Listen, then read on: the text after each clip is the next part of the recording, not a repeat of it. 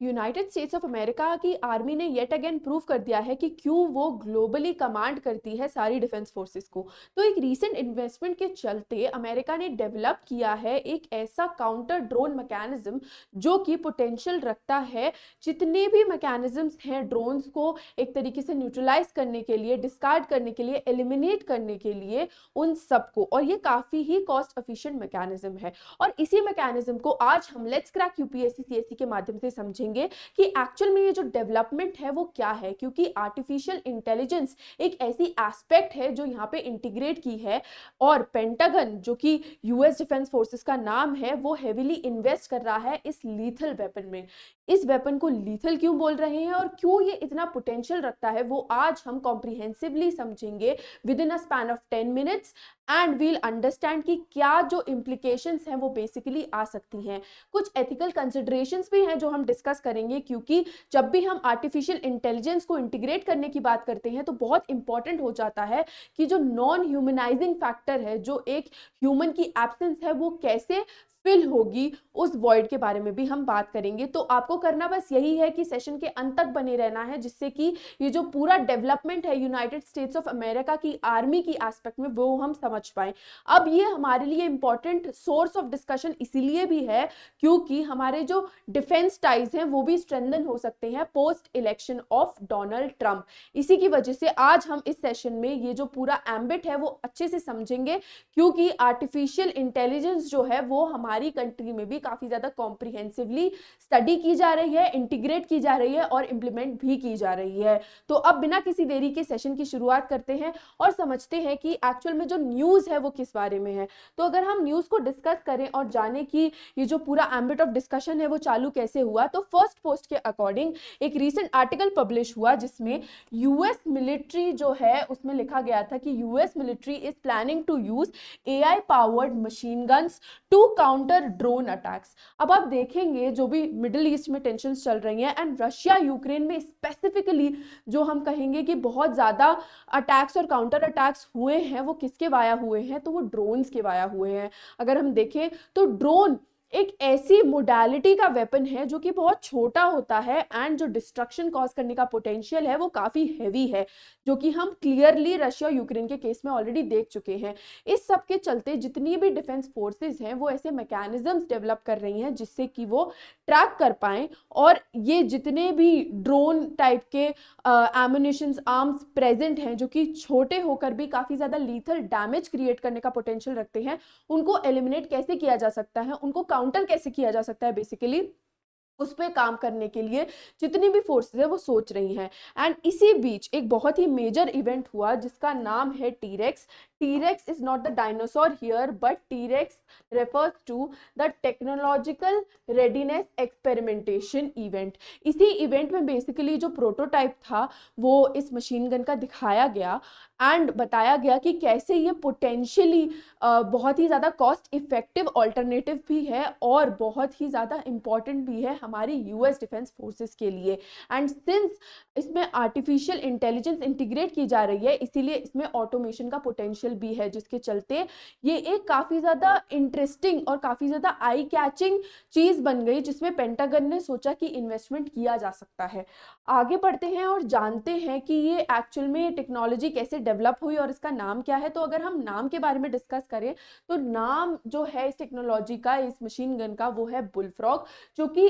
Potential रखता है future को शेप करने का। अब ये एक्चुअल में है क्या, तो ये एक इनोवेटिव सोल्यूशन है जो कि जितने भी इवॉल्विंग ड्रोन थ्रेट्स हैं उनको एड्रेस करने का पोटेंशियल रखता है। ये जो बुलफ्रॉग का मैकेनिज्म है वो बेसिकली बैलेंस आउट करता है एआई ऑटोनॉमी को विद एथिकल कंसिडरेशंस, क्योंकि अगर हम अभी के पर्सपेक्टिव में देखें तो बुलफ्रॉग का जो मैकेनिज्म है वो बेसिकली अभी एक ह्यूमन के सुपरविजन में चल रहा है, क्योंकि अगेन आर्टिफिशियल इंटेलिजेंस पे जो डिपेंडेंस है वो इतनी हाई नहीं करना चाहती यूएस की जो डिफेंस फोर्सेस हैं, जिससे कि जो lethal life and death, right and wrong situations हैं उसमें पर्टिकुलरली आर्टिफिशियल इंटेलिजेंस ही अपना से रखे, ऐसा वो बिल्कुल भी प्रमोट नहीं करती, जिसके चलते अभी एक हम देख पाएंगे कि बैलेंस आउट सिचुएशन जो है वो रन कर रही है। साथ ही साथ जो फ्यूचर है मिलिट्री टेक्नोलॉजी का वो कैसे मूव कर रहा है ऑटोमेशन और एआई की तरफ, वो भी हम बुलफ्रॉग के वाया समझ सकते हैं, क्योंकि ये एक ऐसा डिवाइस है, ये एक ऐसा वेपन आप इसको समझ लीजिए जो कि पोटेंशियल रखता है हमारे फ्यूचर में काम आने के लिए, जिसमें हम मैक्सिमाइज कर सकते हैं हमारी आर्मी, हमारी मिलिट्री की एफिशिएंसी को, एंड मिनिमाइज कर सकते हैं हमारा जो कॉस्ट प्रोडक्शन जा रहा है किसी भी वेपन में उसको। आगे बढ़ते हैं और समझते हैं कि जो बुलफ्रॉग है वो एक्चुअल में है क्या और ये काम कैसे करता है। तो बेसिकली ये जो मशीन गन है वो डेवलप की गई है एलन कंट्रोल सिस्टम एसीएस के द्वारा, जो कि वर्क करती है बाय कंबाइनिंग 7.62 मिलीमीटर की M240 मशीन गन को विथ आर्टिफिशियल इंटेलिजेंस। तो बेसिकली जो M240 मशीन गन है जिसमें 7.62 की रेगुलर बुलेट्स जाती हैं, उसको इंटीग्रेट किया गया है आर्टिफिशियल इंटेलिजेंस के साथ, जिसका जो मोटिव है, जो पर्पस है, जिसको डिजाइन किया गया है बेसिकली हाई प्रिसीजन ड्रोन जो डिफेंस है उसके लिए। क्योंकि जो बुलफ्रॉग है उसका पोटेंशियल ये है कि 200 यार्ड्स तक वो बेसिकली किसी भी ड्रोन को ट्रैक कर सकता है, उसको टारगेट कर सकता है, and with the use of minimal bullets उस पर्टिकुलर ड्रोन को वो आइडेंटिफाई करके एलिमिनेट भी कर सकता है, जिसकी वजह से ये जो पूरा ऑप्शन है डिफेंस फोर्सेस द्वारा कंसिडर और रिकंसिडर किया जा रहा है कि हम इसको यूज करेंगे, इस इंटीग्रेशन को हम प्रमोट करेंगे जितना ज्यादा हो सके।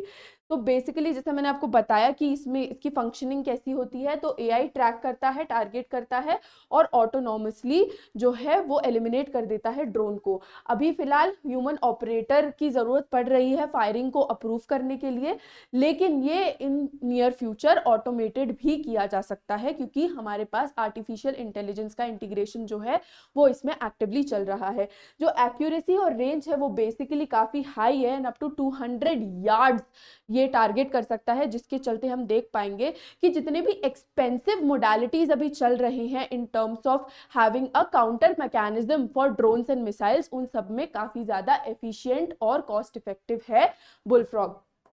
आगे बढ़ते हैं और जानते हैं कि ट्रेडिशनल सिस्टम्स में और बुलफ्रॉग में क्या डिफरेंस है एक्चुअल में, ये हमें इंटीग्रेट करना चाहिए कि नहीं करना चाहिए। तो जैसे मैंने टाइम एंड अगेन आपको इस सेशन की शुरुआत से मैं बोल रही हूँ कि काफ़ी ज़्यादा कॉस्ट इफेक्टिव है ये जो पूरी मोडालिटी है, तो एक वो पॉइंट तो बनता ही बनता है। बट अगर हम देखें कि और क्या क्या एडवांटेजेस हैं बुलफ्रॉग के ओवर ट्रेडिशनल मैकेनिज्म्स, तो बेसिकली ये जो बुलफ्रॉग है वो काफ़ी ज़्यादा कॉम्पैक्ट और लाइट वेट है। हालांकि अभी जो यूएस की नेवी है वो यूज करती है फैलेंक्स CIWS को, जो कि काफी एक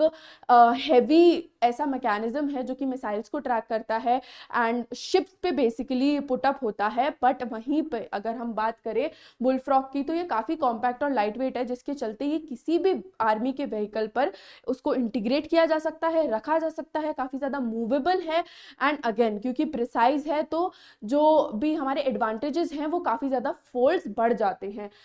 प्रिसीजन टारगेटिंग एक ऐसी चीज है जो कि इसकी स्पेशलिटी है, क्योंकि अगेन ये एक बुलेट का स्प्रेड नहीं करता। अगर हम बाकी सारे सिस्टम्स के साथ इसको कंपेयर करें तो हम देखेंगे कि जितने भी काउंटर मैकेनिज्म्स हैं जो फिलहाल के लिए मिसाइल्स के लिए बने हुए हैं, उसमें देखा गया है कि जो भी आर्मरी होती है उस मैकेनिज्म में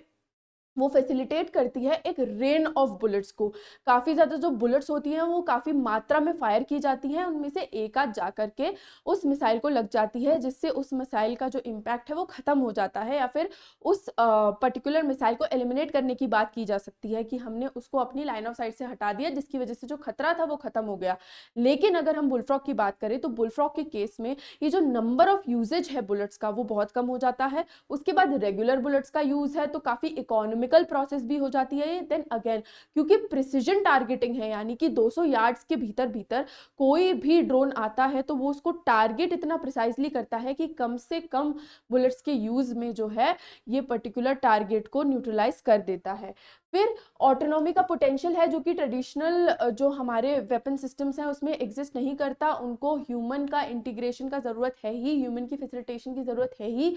वाइल जो बुलफ्रॉग है वो एसेंशियली बात ही करता है आर्टिफिशियल इंटेलिजेंस की और ऑटोनॉमी की, ऑटोमेशन की, जिसके चलते ये जो पूरा